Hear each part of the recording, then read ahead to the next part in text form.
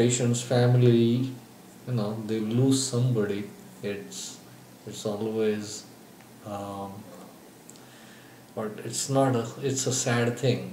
But it's I think when it comes at older age with anticipation, people are better prepared and they handle it well. In India, it's people tend to be more, they take it as a fate. This is your destiny and that's what's going to happen. But America, being educated and progressive country, they and they want answers and cure for everything, and they expect that miracles, not miracles, the scientific breakthrough, something can be done. In a way, that is good because that's what got us here with the treatment. The advances in medicine is because of this fighting nature. Um, at the same time, there are times when you have to tell the family that really there is nothing can be done. It's not going to change. Based on research, based on statistics, it's based on patient's general condition, comorbid condition, what they have. I don't think it's like one thing fits all.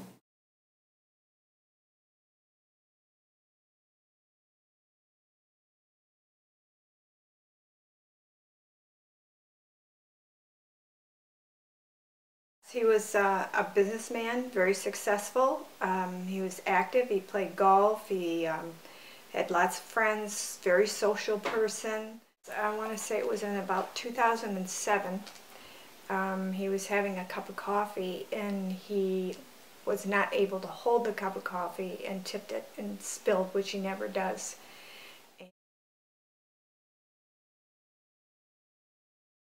So after the stroke, did you notice any changes in your husband's personality? One of the major symptoms that I noticed was that he didn't want to be seen anymore. He wanted to recluse himself and not be socially active. He didn't want to go anywhere. He didn't want to conform to what the medical world or his doctors were encouraging him to do, to to increase his. So he kind of fought treatment. He fought the treatment, exactly. He was non-compliant to any of the suggestions that the doctors were trying to help him get better.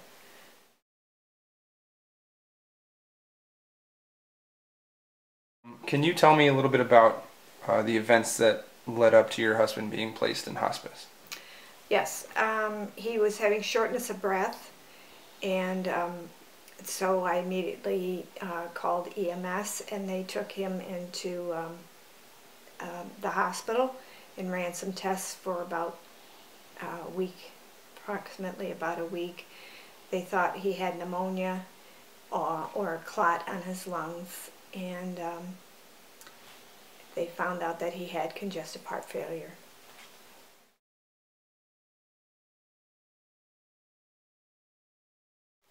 Do you mind sharing your personal reaction to hearing that news? Well, I was in shock. I just didn't know how to grasp that whole concept. But I spoke to my family, and we just, of course, wanted to bring him home and make him as comfortable as possible.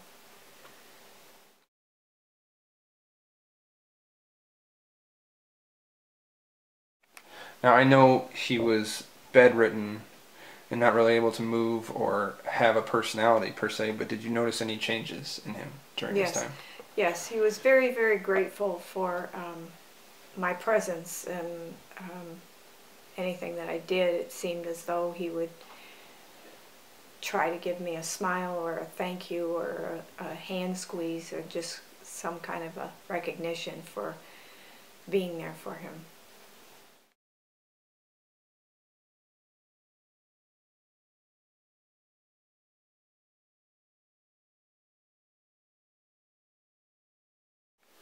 Can you tell me a little bit about how your opinion of end-of-life care changed throughout this process? Um, I can only rave about hospice care. They were the most compassionate, most loving uh, organization that I've ever experienced. It made me want to give back to them. They, I wouldn't have changed it in any other way. I would have done the same thing if I had to do it again. I would make that same decision, and I'm sure he was happy with being at home, being in a setting where he was familiar, near his family, near his animals, and people that were so in love and so touching and caring for him. So after he passed away, would you say maybe that the home hospice process helped you with closure on the subject? Tremendously. I wouldn't have changed it for anything. I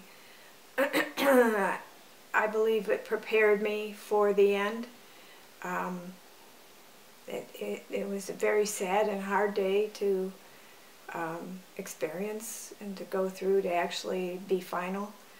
But he went so peacefully and so quietly in his home setting that I would absolutely agree that they did, and we all did our very best to give him the peace that he needed.